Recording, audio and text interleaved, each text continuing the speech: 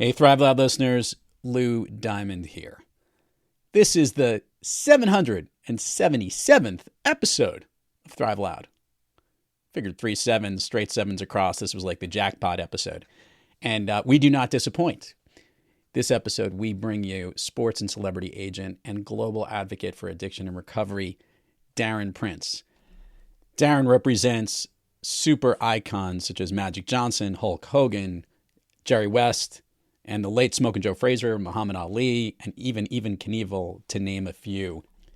But with all of that, the majority of our conversation is focused on his new book, Aiming High, and his personal battle overcoming addiction and fighting it each and every day through his recovery. We talk about that and obviously the world that he's in, which is a lot of fun. Plus, we get some really good movie and music in this one. So enjoy this conversation with Darren Prince.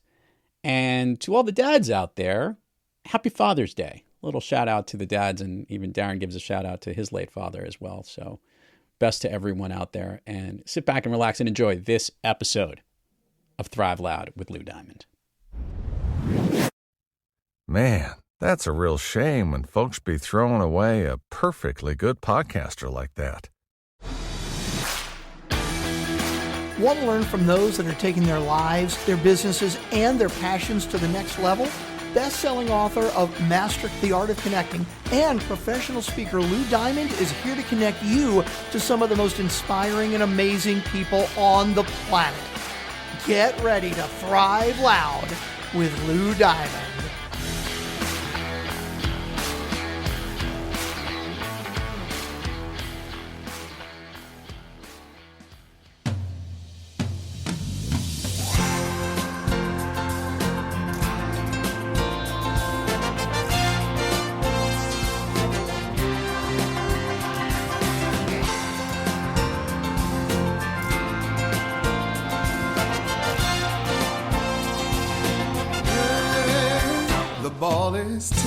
Welcome, everyone, to another spectacular episode of Thrive Loud with Lou Diamond, connecting you to the most inspiring and amazing people that are thriving each and every day.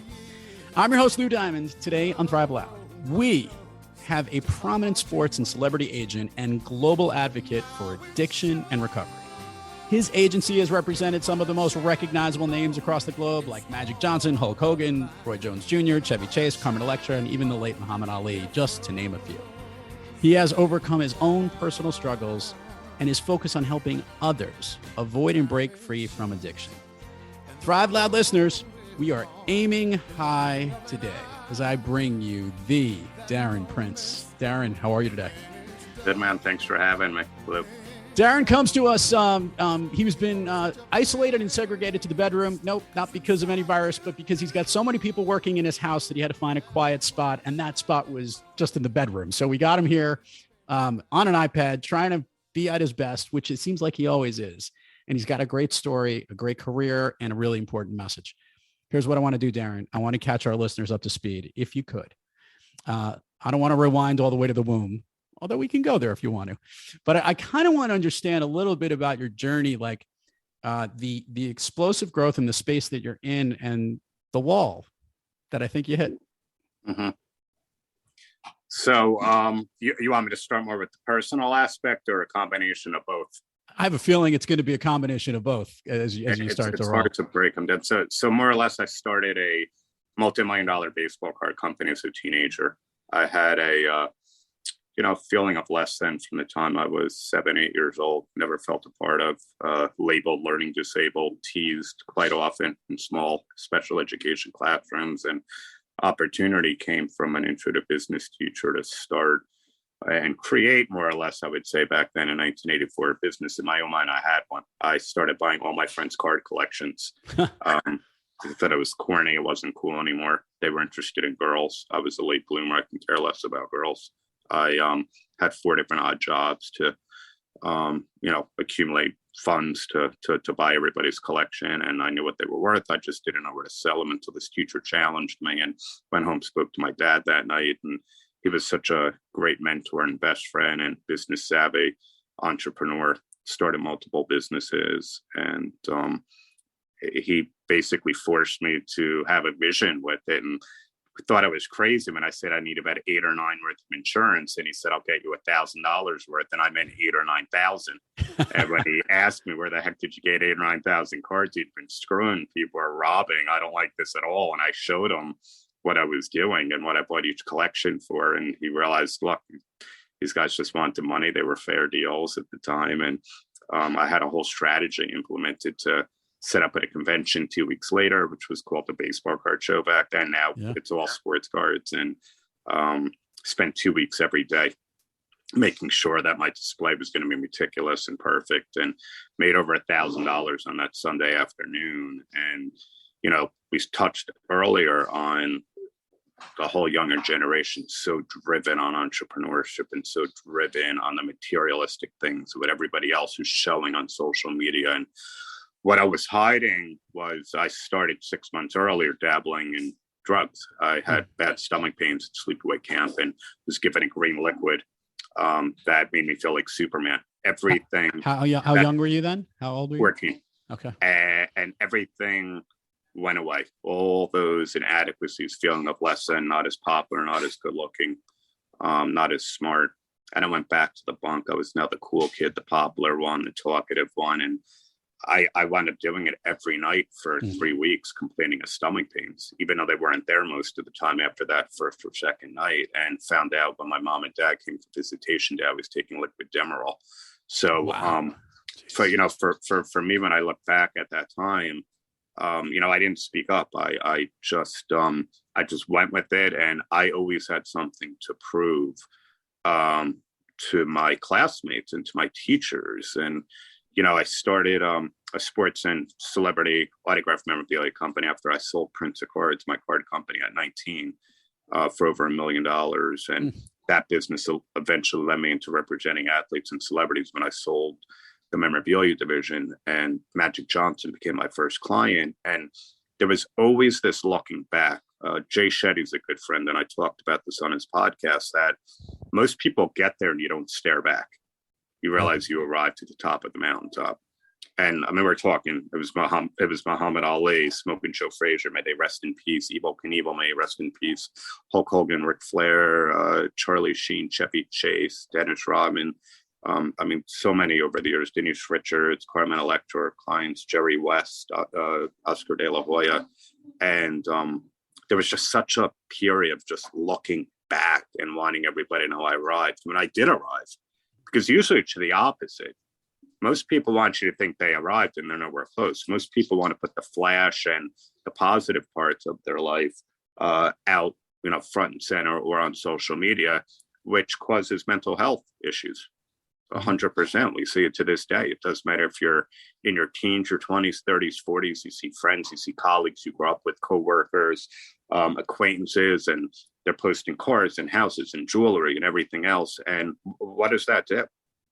I mean, I think more times than not, it's toxic. I don't think it motivates people as much as it should, because I think the majority of those people, they're not out there educating you how to get to where they got to, unless you're really talking like that tight circle of people that I know are my real boys. Dan Fleischman, who I just spoke to this morning, and you know, you've got Victor Pines, you've got so many, Ed Milet, and Jay Shetty and Lewis Howes and Tony Robbins, Joel Osteen, who's a personal friend. Those are the ones that'll show you how to get your mind set in the right mindset. And you know, if you get to a point where you're 30, 40 years old, who cares what you've accumulated? Because if you haven't found self-love within, if you haven't healed whatever those traumas are, you're going to live a long, lonely, painful, miserable life.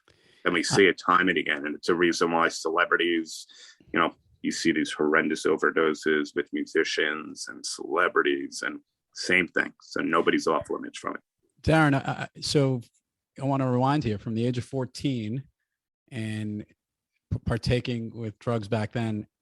How many years more, and what did it lead to? What other escalated drugs did this? So that experiment with Demerol led to a 24-year drug addiction. Took me to my knees at 38. And before I became an agent, I did everything, all the illegal drugs, cocaine, ecstasy, whatever it might have been. But eventually I got smart because us drug addicts are master manipulators and con artists. And I made every doctor believe that the sciatica that I had was a lot worse than it really was. And it was a license to make opiates. Any doctor I called, it was Oxycontins, Percocets, and Vicodins, now became my best friend. And, the first 6 or 7 years of running Prince Marketing Group, it was, they worked. I'm very careful with how, when I speak to high school kids and grammar school kids, because I don't want them getting the wrong idea. But what was once living to use turned out to using to live. And I really can never pinpoint when it turned on me and when my superpowers were no longer working. And when those opiates became my kryptonite, until the end, where I wanted to kill myself literally every night for the last 2 years. Who helped you? I would have to look back on my late uncle and his then girlfriend, Andrea. It was a God moment. On July 1st of 2008, they were visiting my mom from Miami. And I never met her before, but she knew something was wrong just by looking at me. And I opened up and I told her everything. And I felt tractor beams with her, like I never felt with another human in my life. And she told me, "Do you realize you're an addict? Your life's unmanageable." And I said, "Yeah." She goes, "Do you realize you're powerless?" And I said, "Yeah, of course." And she goes, "Most importantly, do you realize that the disease of addiction does not discriminate? It doesn't matter if you're from Yale or jail or Park Avenue and Park Bench. And all this stuff means nothing because you don't mean nothing to yourself. Right. Are you willing to do the work?" I said, "I'm desperate. I'll do whatever it takes." And she gave me a 36-hour detox plan. And on that 36-hour was a Sunday night, July 2nd, 7 p.m. I was at the Carillon building in New York City, working out, doing whatever I can to get rid of the craving, the detox pains. And I called her up and they were back in Miami. I said, "I can't freaking do it. I'm calling the doctor. I got to get what I really need to get." And my uncle stepped up and grabbed the phone and just gave it to me. And, he said, "Enough of this immature BS. It's time you friggin' address this before you wind up 6 feet under. Crush that damn ego, because until you crush it, you're not going to make it much longer, or you're just going to live a miserable double life." And I hung up the phone, ran into the bathroom, was going through all the medicine bottles to find some non-narcotic anxiety pills she told me I'd be able to take during the detox phase. And out came 2 Vicodins, which, was shocking because I was married at the time. Me and my then wife swore that we cleaned out every medicine bottle of all the opiates and flushed them. And, for a split second, it seemed like a gift from God. I was like, yes, this is exactly what I needed. But then the miracle happened. And, I fell on my knees for the first time in my life. And I screamed out to God, "I can't do this anymore without you. Take the money, take the business, take the notoriety. I'll take a single day of freedom over this. And if you take me out of hell, I'll spend one day at a time the rest of my life taking others out with me." And it was like a lightning bolt that came through my body. And I know you've met people that talk about that white light moment, and I had one. I felt a burning sensation on my right shoulder, and I heard a voice tell me, "I've got you. And you're ready." And I stood up and I flushed the pills. And there was no Uber back then. So I went into the living room and I searched, 12-step meetings, and I found one in the upper 80s. And the taxi cab over, it was this gorgeous summer night of July 2nd, 2000. I looked up at the sky and I said, "Oh my God, for the first time in my life, I wanted to stay sober more than I wanted to get high. What the heck just happened?" I walked into a church basement with 150 to 200 addicts and alcoholics who were all once of a hopeless state of mind. That became my spiritual family. And the leader said, "Is anybody new coming back or struggling?" And, again, man, it wasn't me. It was an out-of-body experience that this hand went up, because it was in that moment that I admitted. I said, I'm sick, I'm suffering, I'm suicidal. I've got the greatest life in the world, and I don't know how I can't stop and why I can't stop and why this all started in the first place. And, it was a feeling that was so freeing and liberating, because the big time so-called super agent that the industry referred to me as was a fraud. And I realized that it was about the 5 A's at that point: accountability, attitude adjustment, action, and acceptance. And until I got honest with myself, I didn't have a shot. And probably a dozen spiritual brothers and sisters, Luke, came over to me that told me things I'll never forget. It's easier to stay here than to come back. stick with the winners. If you want what we have, then do everything we do. Put this first, because nothing will ever come before your recovery, because anything you put before it, you will lose. And then they taught me something that, again, I remember bursting out into tears. And a couple of the men and women said to me, we're going to love you, Darren, before you ever learn how to love yourself. First of all, thank you for sharing again. And I know that's part of your message, is to continue to share the story, the message for others to benefit from. And obviously, let's talk about it. When was that in July? When did that happen? July 2nd, 2008. So we're looking now at almost 14 years. It'll be 14 years, but there's been challenges. I'm very open to talking about it. Just 3 months ago, not able to say it, but I've been deaf in my left ear since I was 25 years old, and I got a cochlear Baja implant.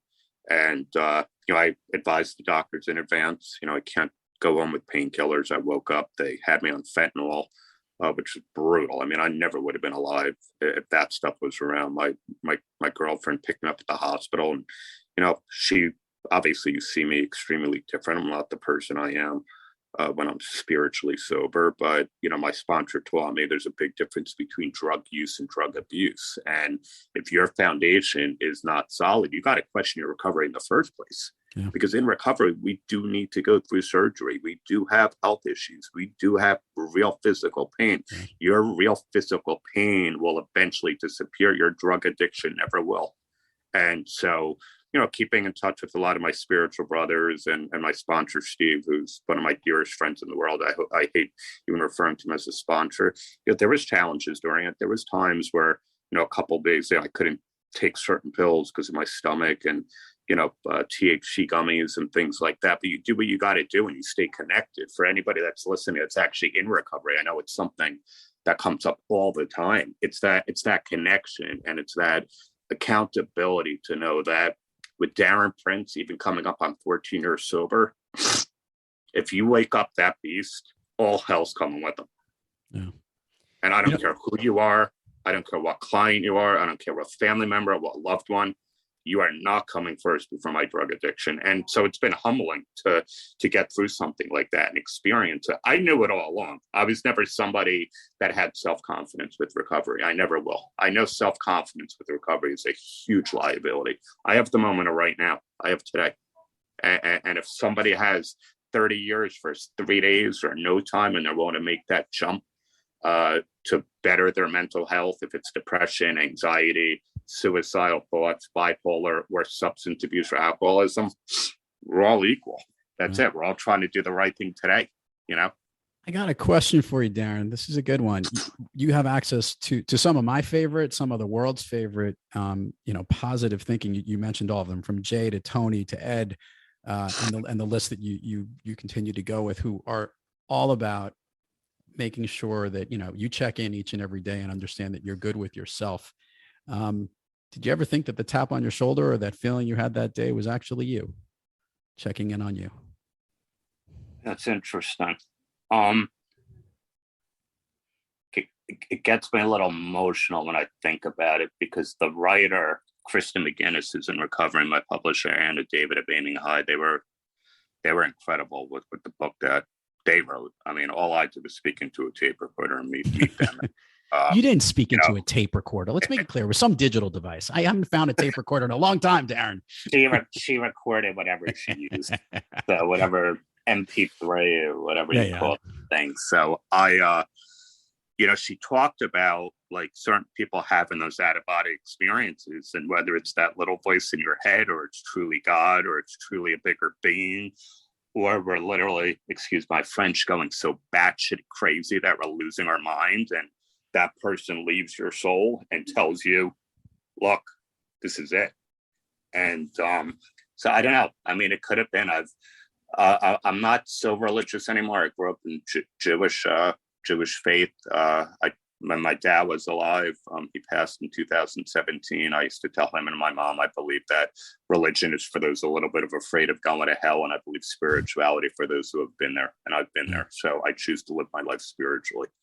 And it could be, that could be the spirit. I mean, I bring it up because first of all, we don't know the answer. It is hypothetical, but I also think, I think there's part of it that it might be because to have the strength to overcome that long of an addiction and to be that focused and that driven to make sure that you continue on the path that's there and to now to do something that is the reason you're on Thrive Loud is to help others hear this message and understand what aiming high is all about. We'll talk about the book in a sec. It is absolutely epic. And it takes that kind of strength and it takes some kind of soul, maybe an out-of-body experience for someone to tap on your shoulder. And the person who's going to do it best, if the job is for you to be the number one priority, that's the priority telling you, hey, it's time to pay attention to us. Yep. Exactly. And the most important thing right now is to keep this gift I learned early on. I got to give it away to other people. Exactly. Aiming high, giving the gift away from other people. Nice segue there. You must be in the business in some sort. Do me a favor. First of all, aside from talking to a tape recorder, what was the moment or the point that said, I want to tell this story? I think I did it probably about 2 years sober. I broke my anonymity on Facebook, and my sponsor, Steve, wrote a book. It's called Anonymous, the AANA. It's called Anonymous for a reason. And it's more about back in 1935, June 10th, and Bill W. and Dr. Bob, God bless them, created this, bridge back to life fellowship that has saved hundreds of millions of lives. And, families come back and people get their kids back and their careers back. Back then, there was such a stigma that alcoholics and substance abusers were just damaged goods. They had nowhere else to put them but psych wards. And I had the privilege on I think it was my 9-year sober birthday. I was actually in Akron, Ohio, and I went to visit Dr. Bob's house. It's a historical landmark. Millions of people go through it every year. We're the first AA meeting I'm going to mention on this, and there's only a reason why. Sometimes I get critics, breaking their anonymity because, if God forbid Darren Prince disappeared in 6 months, I got to believe most people aren't going to say, that fellowship didn't work. I think they're going to feel bad. I'd like to think some people are going to feel horrible, heartbroken, but they're not going to say he didn't help people during the 14 years that he was sober. Yeah. And for that reason, it's called Anonymous. Now, I know a lot of people that are going against that tradition, and I praise them for that. And if it's old timers that have 30, 40 years, I've got a lot of friends back in New Jersey that gave me this life today. And I respect their point of view, too. I believe I've been giving a platform. I believe God aligned me with some of the most iconic figures in the history of the world so I can use this platform to throw it out there to help people. And I feel it's irresponsible if I don't continue to do it. And the fact that every one of my clients, there's not a conversation, whether it's with Magic or Hulk or Rick or Carmen or Charlie Sheen, like, the love and the support that I get is way more, and the admiration on my mental health and recovery journey, what I do to give back, than anything I've ever accomplished in business. Anything. Look, and we have struggles with the business like anything else. Our biggest problem is a lot of our clients are so wealthy that opportunities that are life-changing to others just don't work when you have $1 billion brand, when you have hundreds of millions of dollars. So there's peaks and valleys, but I would honestly have it no other way because I saw what the other life did to me. Yeah. It's just not worth it. I found peace. I found happiness, and the grind sometimes, I've always said it, like when you're in the thick of things, when you're in that grind, you keep staying positive. And even though you might have a rough day or two, if you just keep putting it out there and stay in that right mindset, the right perspective and the right perception, things just work out. They just do. And it's on God's time, or whoever you believe in, or whatever you believe in, that it happens, not on our time. I learned that the Serenity Prayer teaches us to accept things, but nowhere in the prayer does it ever say you have to like what you're accepting. Right. I have to ask this question because I saw it recently. I'm sure you did as well. It was either a post or a quote from Jim Carrey that said he wished that everybody was rich and famous so that they could all learn that that isn't everything in this life. Yeah. You have, and this is an interesting space that you flirt with, because fame and the people that you're helping to manage from an agency point of view are, as you said, are so on that edge of understanding, like, that they need to understand the value. They need to have some kind of depth or meanings with that. Is there danger in the space? Putting me in that situation, right? Yes, correct. So I don't think I'm that important, man, if I show up somewhere for an hour. Right. My girlfriend and I went to Dave Meltzer's event 4 or 5 days ago down in Irvine, launched his podcast that I was on. He's my spiritual brother, and 45 minutes in and out. So I got to say, not that there was a lot of drinking going on, but I'm very introverted. I like my alone time. A lot of people don't see that when I speak. I think my persona comes out when I speak and do interviews. I just think that's God working through me. It's not me. It's part of me, but it's him putting words into my mouth that sometimes I don't even know how they're going to come out. But, putting myself in those environments, if there, is way too much partying, it's just not a place that I need to be in. And if there is a networking event and there's social drinking going on, look, I got to realize, what everybody else is doing is none of my business. I gave up my rights and lost my rights for chemical relief a long time ago. And as I've experienced, like I said, just in the past 3 months from the procedure, thank God that the install was finally done a couple of days ago. I know that disease is alive and well. Yeah. And to me, that's a beautiful thing, because I want that every day. I want to know that I don't have this, that I got to keep pushing this message. I got to keep doing the work on myself. I got to keep praying every night, turning it over, change my mindset as often as possible, surround myself with positive people, avoid the drama as much as possible, whether it's family member, friends, or loved ones. That's all part of it. It's a lifestyle choice, Yep. I love asking guests this question before we get to Fun Street here on Thrive Loud, and I want to hear what you have to say to this. What you've done these last 8 years, what you've done your entire career has always been impressive. What you've done in the last soon to be 8 years and beyond has truly been unbelievable, and is something that you should be commended on, even though I know you have no ego, but you should know that that's what does make you thrive, keeps you moving onward and upward each and every day. And obviously, like you say, it's never easy, and you have those off days. I would love to hear this from your perspective, because the usual question that I ask guests on the program is, when you're having trouble thriving, what practice do you seek, or what individual do you seek out to get yourself back on the thriving track? While I know you seek out, from sponsors to the people in your lives who you've mentioned earlier, what I would love to know from your business hat, and this is the part that I'm interested in, on those days when those personal things interweave, because they do, your life and your business overlap. You have a process and a trust network, and how you can get your game on for work. Yeah. I know what you have to do for your life. I'd love to hear that, and I think our listeners would too. Yeah, I mean, there are times where I'll reach out for Terry Bollea, aka Hulk Hogan, or Magic, and I'll have a heart to heart about something. But then there's also my own personal network. I've got my guy Steve, who runs my company, and my boy Bo and Nikki C. I've got my people here in the office, Matilda, Carlin, Billy. But to me, I think the consistency is always, a couple of the core clients that have been there, done that. My sponsor, Steve, my girlfriend and I both have 2 dogs that we're obsessed with, and she's just super calming. She's young, but she's just super calming, and her energy, really just kind of chills me out. I think everybody has to have that go-to to kind of reel yourself in. And what's interesting, those the people on the other side too that are hearing it from me are trying to get me into a mindset. It's almost like the recovery thing. Yeah. You're bringing out in them something as well, to be like, oh, here he is going through all this, and I'm showing growth within myself, helping him. Yeah.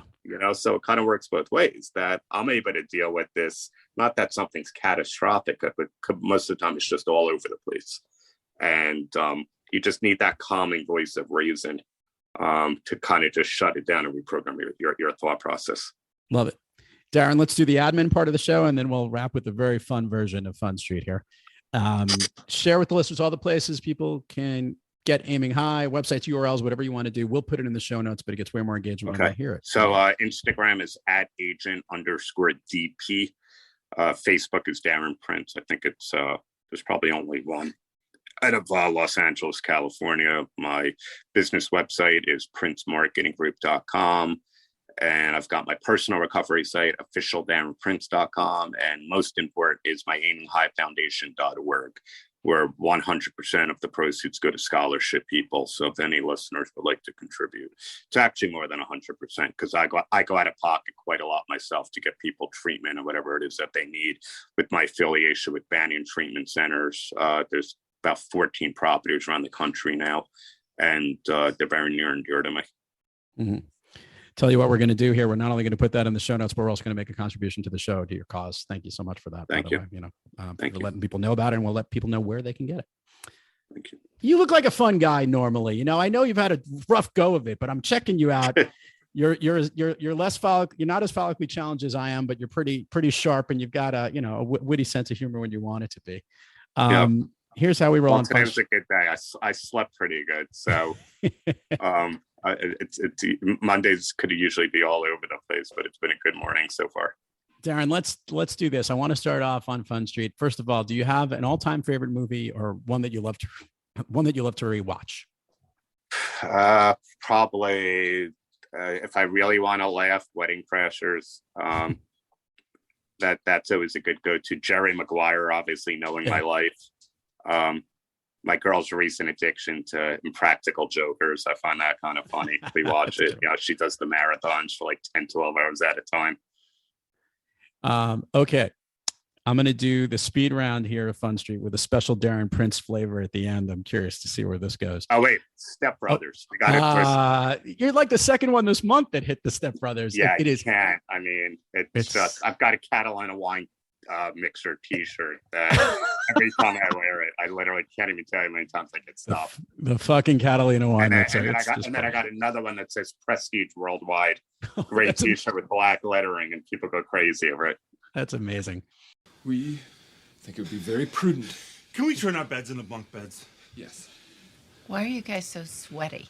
All right, we've already figured out how to do this. The beds match up perfectly. And here's the thing, it'll give us so much extra space in our room to do activities. Please say yes. You don't need permission from us to build bunk beds. You're adults. You can do what you want. So I don't think it's appreciated much how funny John C. Reilly is. Actually, we always get and how about the fact I can't praise the show. I do like it, but I know how infactual it is, because Jerry West of Magic is near and dear to me. But he's going to clean up at the Emmy Awards from his role as Jeff Buss in Winning Time. I mean, it's really good. Absolutely brilliant. It's really good, because when I read the book and Showtime, and I could not. I mean, you'd all heard about what was going on in that lifestyle, but man, talk about a perfect mirror to the 1980s, because it really does. It covers through the 80s, and what a crazy decade it was.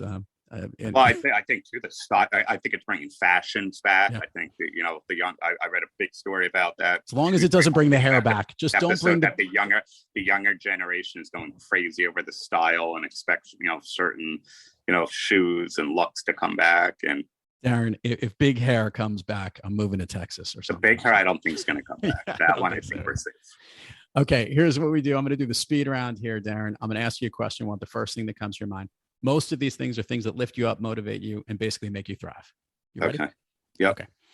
Of late, a song that maybe you love to hear, or one that pumps you up. One Shining Moment. Oh, nice. Oh, the NCAA song. That thing is still ringing in my head year after year. A favorite food that is not a dessert. Pizza. Favorite dessert. Creme brulee. An activity you wish you did more of. God, that's a good one. Maybe hiking. Okay. An activity you wish you did less of. Arguing with my mother and my sister. Is that an activity? On this show, it is. Darren, if I could snap my fingers and you could be anywhere in the world, where are you? Oof, this one got me. Fishing with my dad. Oh, nice. Nice. Especially with Father's Day coming up. Yeah. Darren, you're a special guy. I want to wrap this on a high note here, specifically because the book is aiming high, and you've managed to do that in every part of your life, the good parts and the bad parts. But I think it's a great message to take home here, and I want you to share, I guess, one big thing that you're looking forward to over the next 7 years to continue this domino effect that you're most excited about. I just want to keep touching and saving lives and giving more than receiving. Obviously I was building the business because I take care of a lot of people that depend on me. So that's super important, but I think it all goes hand in hand. I think giving on the personal level, like, Magic and Hulk and other clients have said, when you bless others, you're blessed in return. Darren Prince, truly an honor, pleasure, and thank you so much for coming on Thrive Loud today. Really appreciate what you had to share here. I know our listeners did, because I certainly did feel it right here. Thank you again for being as open and honest as you are. Thanks for having me, man. We'll be in touch. And to all our listeners out there, thank you for joining us. And until next time, keep moving onward and upward. And remember, be brief, be bright, be gone.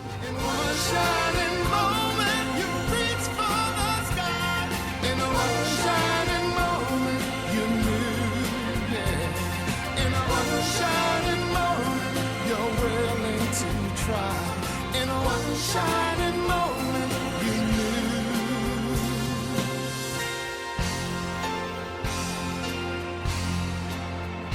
One shining moment.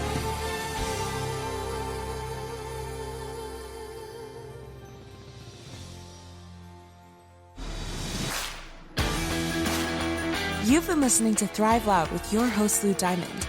Check us out on the web at thriveloud.com and follow us on Instagram, LinkedIn, Twitter, and Facebook at Thrive Loud. And check us out on the Good Pods app at Thrive Loud, where you can follow, listen, and connect directly to Lou and all of the Thrive Loud episodes. Thanks for listening.